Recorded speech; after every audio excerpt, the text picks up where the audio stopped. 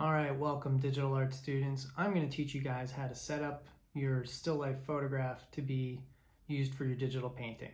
And basically what I want to do is have a copy of the photo that I can work on top of while having one to the side of it that I can also see as a reference. Okay, so what I'm going to do is I'm going to press Command J to duplicate my background layer. So I've got two copies. But what I want to do is be able to move one over and have enough space for it. So to do that, I'm going to change my canvas size. So I'm going to Image menu, I'm going to choose Canvas Size. I'm going to make sure this relative button is clicked. When relative is clicked, you will see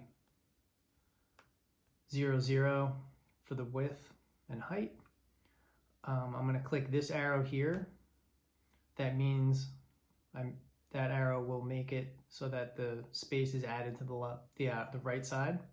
And I'm going to just put whatever I see here as the width, I'm going to put that same number again. So 47.542. And I hit OK. And that basically puts an equal amount of space to the right, which lets me move my picture over. Once your canvas is set up, now it's time to start making your underpainting. And basically what that means is to create a shape for each object that is kind of a base color for you to then shade lighter and darker with different colors, different shades, just like you did with the spheres and the cylinders. So basically, easiest way that I think there is to do that is to use the pen tool. Okay, and so I will start with this blue bottle. I'm going to double click on my foreground color. I'm going to click on the blue of the bottle. It's a very dark blue.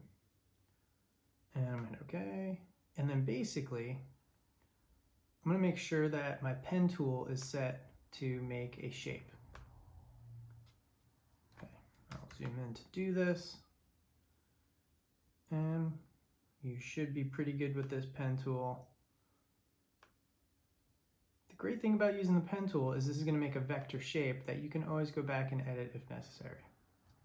So remember, you got the Option key, which lets you control the handles. Right? Let's zoom in a little bit more.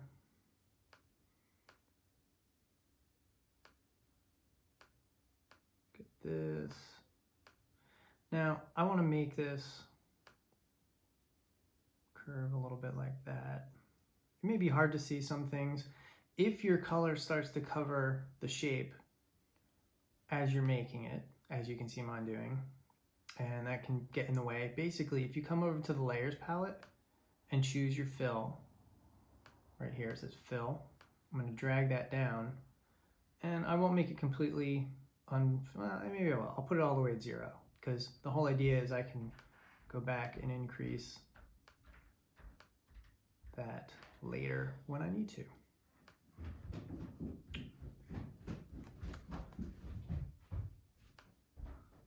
So then I'm going to continue along. And like I said, great thing about using the pen tool for this is you can go back and change it later.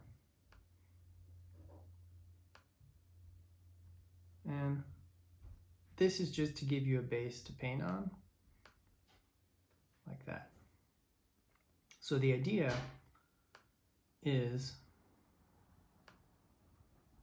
let me turn on the layers on this completed one. All my vector layers have these little symbols so that I know what is what. The apple one I must have rasterized.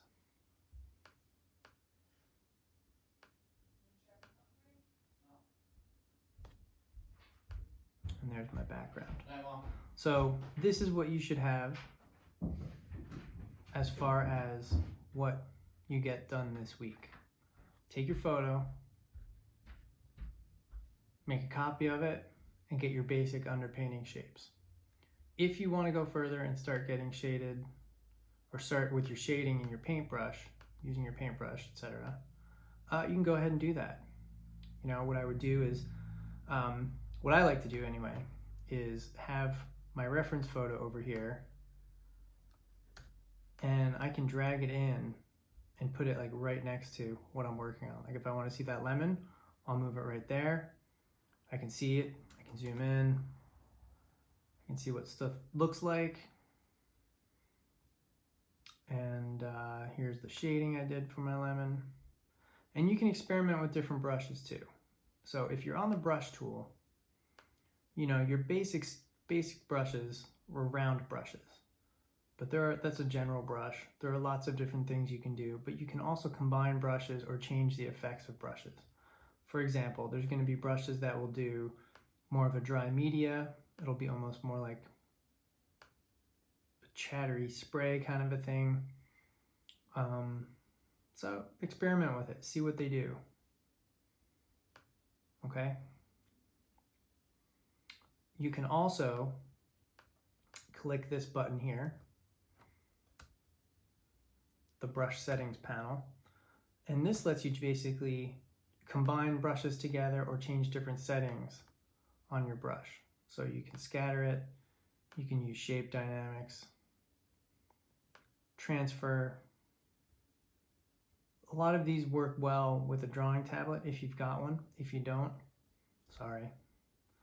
But one that works really well, one setting that can work really well for what we're doing here, is to use what's called dual brush.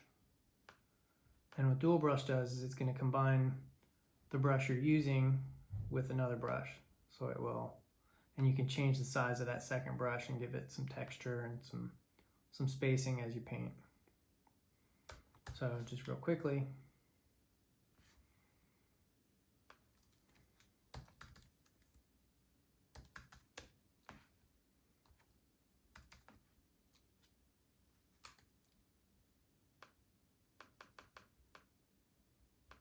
so if I paint with a brush that's combined with another one here, you see how I get like a nice texture effect. That would look pretty good on the lime or a lemon, something like that.